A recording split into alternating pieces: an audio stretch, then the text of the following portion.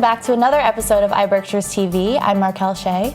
And I'm Tammy Daniels, stepping in for Jeff Snoonian. We'd like to thank the sponsor of this week's episode, Mountain One. And as we know, everybody was very busy during the holidays, and I hope everybody had a good one. Did you have a good time? Yes, I did. I had a great holiday season. I took some time off, so I'm feeling a little more refreshed. Saw a lot of family and friends. It was great.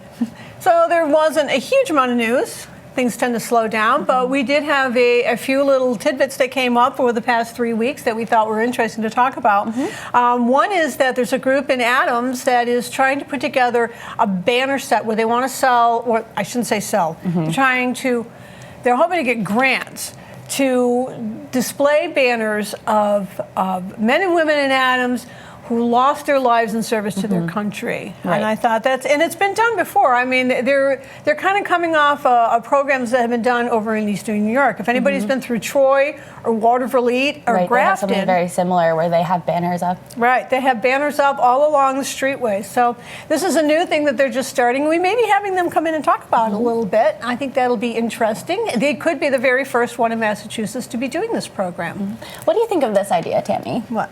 Do you like the idea of the banners being hung? I think it's an interesting thing. I think you had to figure out, sort of the permanence. I think that's one of the things that come up with these things. They're like, this is really a great idea, but I think the idea of it is a great tribute to those who have fallen, especially locals, and even just to their families that are still around. Massachusetts has sent a huge number of people into the military to serve their nation. So there are a lot of veterans around here. But the Adams American Legion is very involved in it because they've just had their 100th anniversary. And so they have a lot of, they're only going back to World War I, so there won't be anybody from the Civil War because we probably don't have any photos of them. True. So, we want to have a photo. But they have figured there's at least 70 people. So it'll be interesting to see how far this goes. We were talking about Ethel May Marsden. She was a resident of Adams, Clarksburg. Clarksburg, sorry, yes, we were just talking about Adams. She created this book where she raised canaries, and let's see, I have it written in my notes. They found a book in the Historical Commission of Clarksburg, and they want to reprint it to be resold. Yeah, do you want to expand a little bit? The Historical Commission in Clarksburg has kind of been not particularly active the last few years. A lot of the people had been on it had sort of aged out. And so a new group has kind of come in, and they were cleaning out the room, they call it, which is a storage room at Town Hall. And they came across this little booklet. It's like 70 pages, but it's got 45 vintage photos in it. And it was written by Ethel May, who was severely disabled. She suffered from rheumatoid arthritis, right? At the age of 5. Yes, at 5. So her mobility was very limited, but she raised, I thought she was a very interesting person because she raised canaries for 25 years and then wrote a little book on how to raise canaries and make money off of it, which I thought was interesting. She supposedly had a novel that I can't find that has been printed. It doesn't appear to have been printed.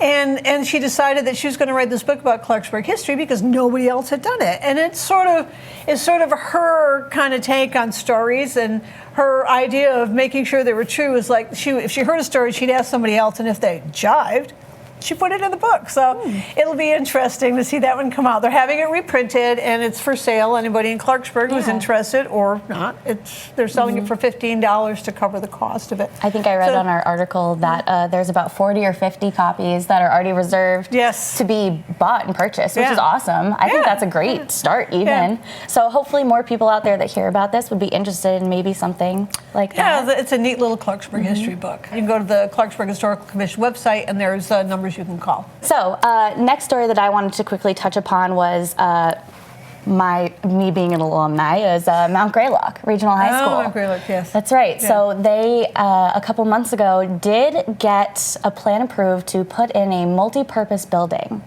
And now the school is actually beginning construction on that. Yeah, I think central office will be extremely pleased. This multi-purpose building has been debated for 3 years because, as you know, when they redid the entire high school and middle school, they couldn't put central office in there. It's a rule with the Massachusetts School Building Authority that they will not pay for office space for administration outside of the principal's office. So they've had to move, and this has happened in other towns too. I mean, in North Adams, they had to move out of Conti Middle School when it was being transformed into Coldgrove.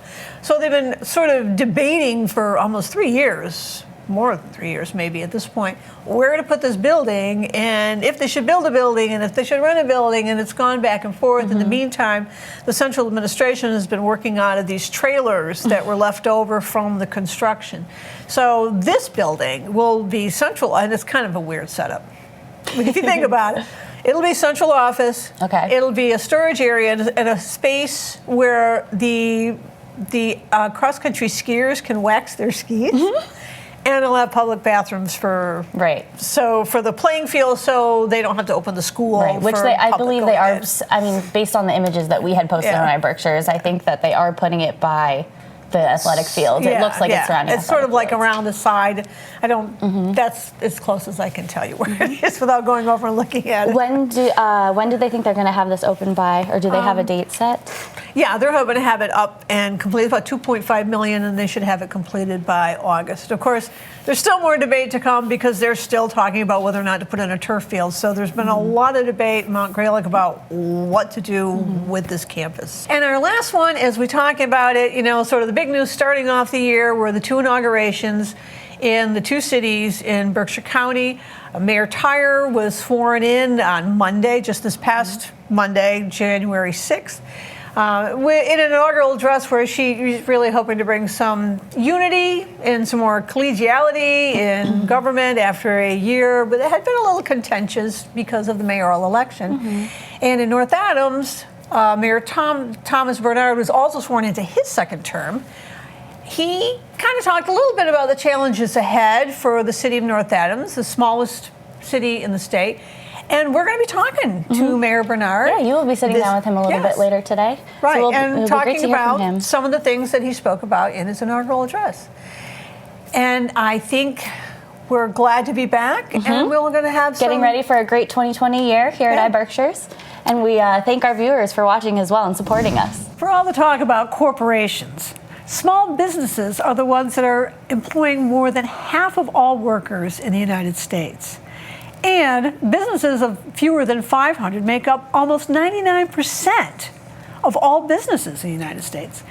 These businesses get their start by entrepreneurs, people who have an idea, a skill, or a craft that they want to bring forward to make jobs. And to help getting those people into their new businesses, there's a number of programs, and we're going to be talking to one of them today, Entrepreneurship for All.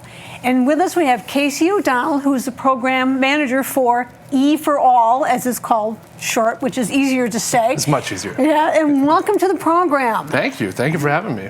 So tell us a little bit about EforAll first. Sure. I'll give you a little history about EforAll. EforAll was born in 2011 out of Lowell, Massachusetts. It was called the Merrimack Valley Sandbox. A few years after that, it came a rebrand, and we became EforAll.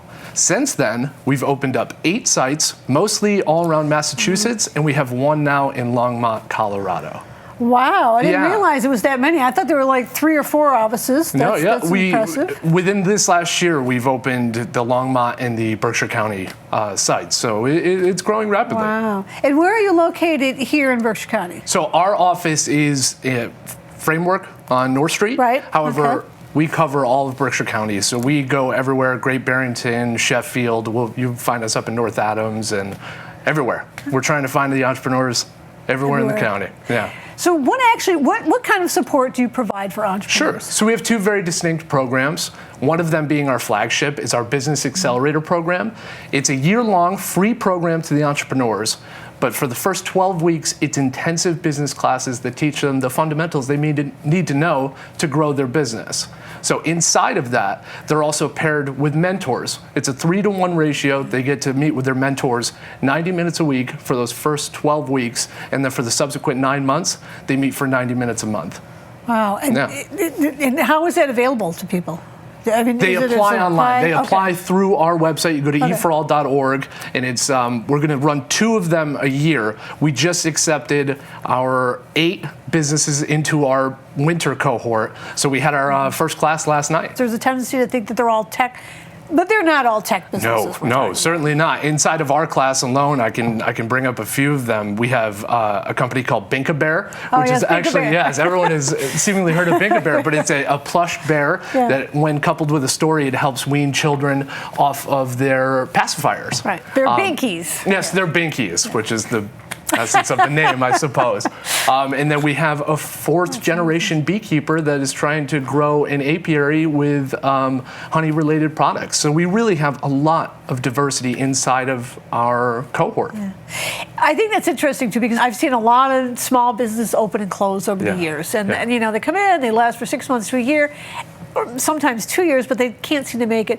And some of it always seems to be sometimes that maybe they didn't understand the product that they were selling, that they had an audience here for that product. And so how do you help people figure out, you know, whether their business is viable here? Well, a lot of what we tell these entrepreneurs when they enter in our program is, you may come in with one idea. However, after the education that we provide and the input of your mentors, you have to be open to your idea completely changing. And that is something that it happens more often than not with our program. It's more likely that when they come out on the other side of this accelerator, that they actually have not an entirely different idea, but certainly a different direction. Anytime you're growing a business, it's never a straight line. So there's always room for kind of maneuvering throughout, but usually the business will change throughout that time, but offering the fundamentals to understand your customer segment, to be able to understand the value proposition, to be able to go through legal issues and accounting, all those things are stuff we offer inside the accelerator. And do you also offer to, so you're basically helping them develop a business plan to be able to go to a bank? We do something called a business model canvas, but it is similar, you know, in that we're kind of giving them the scope of their business altogether, And EforAll is a nonprofit? We are a nonprofit, and we rely entirely on volunteers to make our program run. So there's myself and then our executive director, Deborah Gallant. Inside of that, we will teach and impart whatever knowledge it is that we have, but we rely on volunteers to be the specialists that teach our curriculum, to be the mentors that actually get to guide these entrepreneurs forward. And also inside of our pitch contest, we need judges for volunteers. And even at the bottom rung of our volunteership is the readers. So when everyone submits their applications, you can go online and go through your application, they get sent out to our readers and they actually get graded. And that's how we decide who gets welcomed into the program.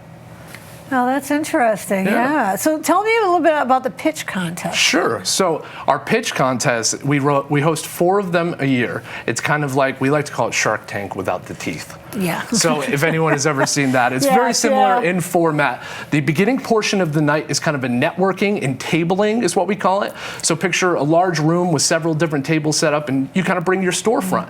And we invite the public. It's entirely free, not only to participate, to attend. So you can come in, learn about these businesses. The business gets the participant gets the opportunity to actually, you know, maybe talk about their business for the very first time.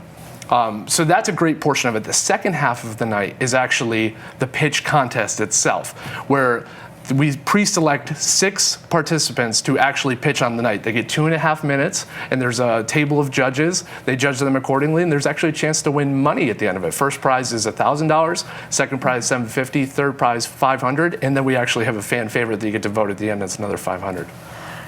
So do they have to go through your mentorship program first? Or no. They can be entirely separate entities. If you want to be a part of the pitch contest, however, you don't want to be a part of the accelerator, they're completely different application processes. Yeah. So, but you do have to make out an application, yes. And you get read, and so they sort of pick the best. Picking the best, yes. But what's great is even if you aren't selected for it, these readers, they're people all over the community that have a vested interest in businesses. So they're going to give you feedback on your business. So regardless if you get welcomed into the pitch contest or the accelerator, you're going to have some feedback that really could help your business moving forward, and then you could reapply. If you take the information they gave to you, then now you're welcome to reapply after, and there's probably a better chance of getting in. And so, is there a deadline to apply? There is. For this last So one? our next pitch contest is February 5th. Yeah. It's going to be at the Green in North Adams, which is 85 Main Street. Right off Main Street. 6 to 8 p.m. The deadline to apply is January 23rd. okay? And it's going to be at noon. So you can go to EforAll.org. So you can select the community, which is just Berkshire County, and then follow the prompt. And if you have any questions, all of our information, all of our phone numbers are there. Give us a call if you need any help, or have any more questions. And you said you're going to be having something else happening in North Adams. Yes, we also have a small biz meetup. So we're going to have that on January 15th, Wednesday. It's going to be from 11 a.m. to 1 p.m. It's going to be a networking event for entrepreneurs. And then we're also going to have a guest speaker. Dave Morasi is going to come in, and he's going to do his 5 things he wished he knew before he started a business. So that's another free event. Please come and attend. It's going to be free lunch as well. So we're hoping to incentivize people with That's good. Free lunch. Absolutely. I always say, if you want a reporter to show up, you say food. It gets me there. So, yeah, it's perfect. Right. And David Morasi, in case anybody doesn't know, is the principal of Morasi & Associates. Yep. He's a well-known real estate developer in North Adams. He redeveloped what's called the NORAD mill now, which has more than 50 businesses in it, and he's working on homes. So, and full disclosure, he also employs 2 of my children. So it was really great having you on. Now, is there anything going on in Pittsfield first? I mean, we have 2 things going up in North Adams, the pitch contest. Do you have anything other than So we're going to host 4 pitch contests a year. As far as having our next one scheduled, we don't have it yet. However, it's going to be in the beginning of May, and it's going to be a little bit closer, maybe Pittsfield, Dalton type area. So as soon as that goes up, I'd be more than willing to come back on and talk about that as well. All right. Well, great. It was great having you on here. Thank you so much. I appreciate it. I look forward to it, and I think I'll be at the pitch contest to see what's going on. I'll see you there. We're just back from a press conference with Pittsfield Fire Chief Tom Sammons, warning about some of the recent electrical-related fires in the region. Jack Garino, one of our reporters, was there to hear what the fire chief said. Can you kind of sum up a little bit what the press conference was on? Yeah, I was just there, actually. It was a quick jaunt over from the fire headquarters. But I guess around New Year, there was quite a few fires. And he said usually there's an uptick of fires around this time of year for whatever reason. Well, probably because people have all these new gadgets they want to plug in, and it's kind of cold, so they plug in space heaters. I think the biggest thing was don't use extension cords as permanent outlets. They're just made for temporary use, and you don't leave something plugged in to one of those outlets because they're not made to take that. The other bit, which is kind of obvious, if you have a space heater, don't leave it on unattended. That's going to get hot, obviously. And he actually said people do this. They leave their stovetops on to heat the house, which isn't very good. No. Right. Our guest this session is North Adams Mayor Thomas Bernard. Welcome, Mayor. Morning, Tammy. Thanks for having me. Yes, it's good to have you on here, and I want to congratulate you on winning a 2nd term in office in North Adams. Thanks very much. It feels good to be getting started. Again, getting started again, getting restarted. Yeah. Well, you know what? We had Mayor Tyre on shortly after she won her election. And it's interesting that she won 4 years. Now, she's on 2 4-year terms, and you're only on a second 2-year term. Year 3. Is that difficult for the 2-year term? It is difficult. I expect, although I don't have the experience, that this term will be a little easier in the sense that I don't have that year of firsts to go through, and it'll be more about continuity and execution than it will be figuring out where the light bulbs and the copy paper are. And they always say that your first year of your term is really the last year of the last mayor's term. Oh, absolutely. Because you're working with, things that have been set up prior to that. So it's a little rough getting in. You don't get your budget in until halfway through your term, and so you're kind of playing catch up a little bit. That's what I was wondering. Would you consider, I mean, this has been talked about before in North Adams about the idea of going to a 4-year term. And it never quite got beyond the talking phase. Yeah, there's a couple of pathways to do it, and whichever way, it's a kind of a long, involved process, and it'll take some time and some planning. I think, again, taking it outside of the pure self-interest of it, I think there really is a benefit to a 4-year term as far as really being able to not just have that first year, but a full term to move on your agenda. Yeah. Well, because even selectmen around here have 3-year terms. Yeah. So they even serve longer than the mayor of North Adams, which is and I don't know the exact breakdown in Massachusetts, but you've got a mix of 4-year and 2-year mayors, and I think the the 4-year mayors look on us with 2 years with, a little bit of pity of, that's really too bad. Well, it also will keep you on your toes because you always have to be thinking every other year, if you want to come back into office, you've got to kind of prove that you can do the job. Yes. A little more. But doesn't give you a lot of time to getting big things through. So speaking about big things, I mean, we were just talking about Big Bling, right? Big Bling.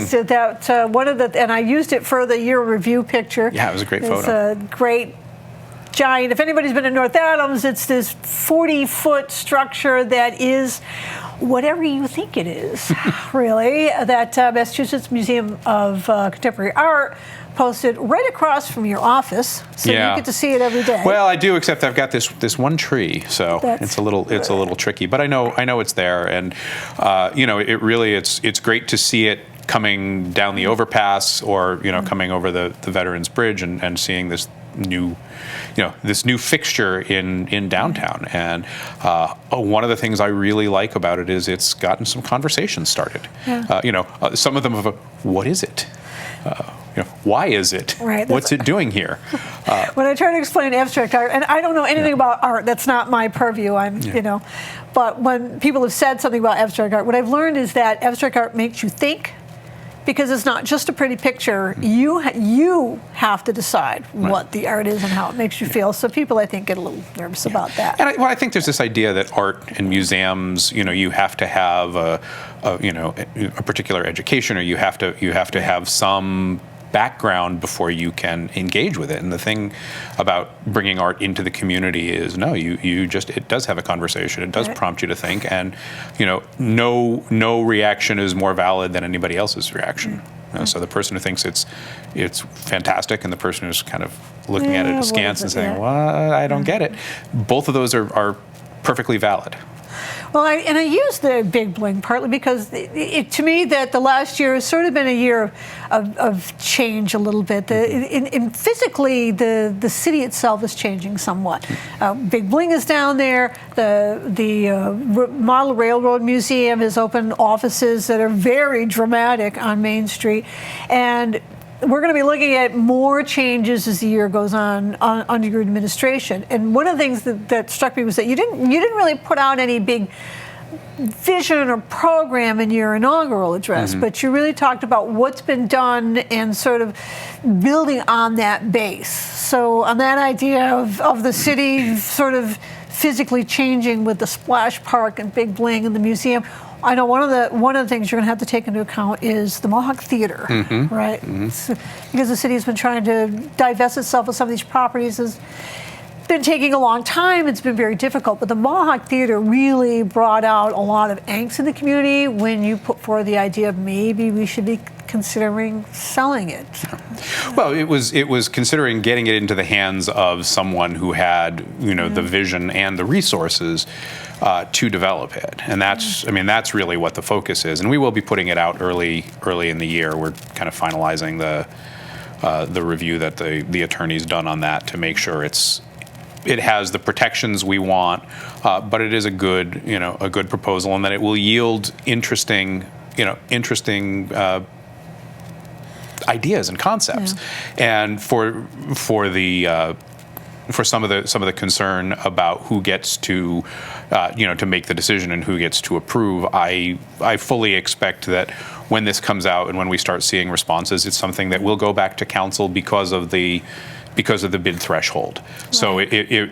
So it won't be something where I unilaterally say, okay, this is the one. I will have the responsibility to make a recommendation based on price and concept and interest of the city. But I think that the thing that everybody who's working on this absolutely agrees with, myself included, is the Mohawk Theater has the opportunity to be an anchor for Main Street. And one of the things that helps with that is people who can come in and see it with fresh eyes. And I know we've had people come through and take a look. I had a group, the mayor of East Hampton and I did this little sort of cultural and economic development exchange. We looked at their town hall project. They came in and took a walk through of the Mohawk, and you could see, again, seeing it with somebody else's eyes, the excitement and the possibility, and people standing there going, no, this is a really a great place, and it's a gem, and it really could be a driver for economic revitalization, cultural. And, it gets to one of the things I've really talked about is how do we really kickstart development on Main Street? And one of the pieces of that really is going to be how do we see, good housing development as we're seeing with what Dave Morese wants to do with Johnson School and what he's proposing for the Wall Streeter building, the units being proposed for Greylock Works. Yeah. And it's that mix of property, and it would be great to see all that space that we have on Main Street really activated, see that switch flip. Yeah, Main Street was, going back to my age, I can remember when Main Street was hopping all the time. Sure. But we also had Sprague Electric. They had, at one point, 3 mills. 4 mills? Yeah. 3 to 4 mills full of workers. And gradually that got down to nothing. Yeah, there are a lot of things that are different, and that's why the housing piece and critical mass is something that I keep hammering on, because that helps to make the case for people who want to do commercial and retail that there's a market for it. We don't, and we've talked about this, we don't shop the way we did when we were growing up, or our parents or our grandparents. It's not as much of a you go down street and you do your shopping, and you go to one of the two department stores, and the mall did that, and online and big box, and a lot of different things that we all have a share of responsibility in how we approach it. But it's also that it's just harder for people to start a business, carry inventory, pay staff when there are those other competing forces. So building that critical mass is a key part of that. Any goals that you want to get through or get done, or? I want to kind of close the book on some of the things that either that I inherited or that I started that didn't finish last year. So, a couple of properties that we put out that we haven't brought to resolution. Getting the Mohawk out there and settled is a big one for me. And then the work that we're doing on the comprehensive plan, which really is going to be our roadmap for the next 5 years. Right. This is the Vision 2030. The Vision 2030 plan. Right. And we've brought some stuff through the Office of Community Development. The Woonerf idea, and the downtown theater, and we're going to be bringing forward the results of a parking study, which really helps to make the case. I mean, we do a lot of talk about outdoor recreation. So how do we find those big items within that plan, which is it truly is comprehensive in both the best and most challenging senses of the terms to really drive us forward. And make some impact, and then take these different things that we brought forward and say, no, there's a cohesive vision to all of this that's about moving the city forward. I really want to get some signs of progress on the future of the public safety building. Continuing to stabilize what we have, but not taking our eye off the ball of focusing on the future and talking about the potential for redevelopment or renovation or reconstruction of Greylock School. The big projects, and it's going to take a lot of planning. It's going to take a lot of time, and it's going to take a lot of community resolve and communication to move those forward. And so those are going to be big agenda items. So again, we're going to be looking forward to seeing some more really physical and economic changes to North Adams. Yeah, absolutely. I think that's going to make the city better. Well, it's going to make it stronger. It's going to build on the assets we have, and then as I said in my inaugural State of the City remarks, we can't take our eyes off the challenges that we have either, whether those are socioeconomic, whether those are financial, whether those are the health and welfare of the community and the most vulnerable folks in North Adams. We're not going to leave people behind as we really keep focus on progress. All right. Well, thank you so much for being with us you, today, Tammy. and we hope to have you back again. Anytime. Thank you to our viewers for supporting iBerkshire's TV, as well as to our special guests for stopping by, and Mountain One for the sponsor of this episode. Please join us again on our next episode of iBerkshire's TV.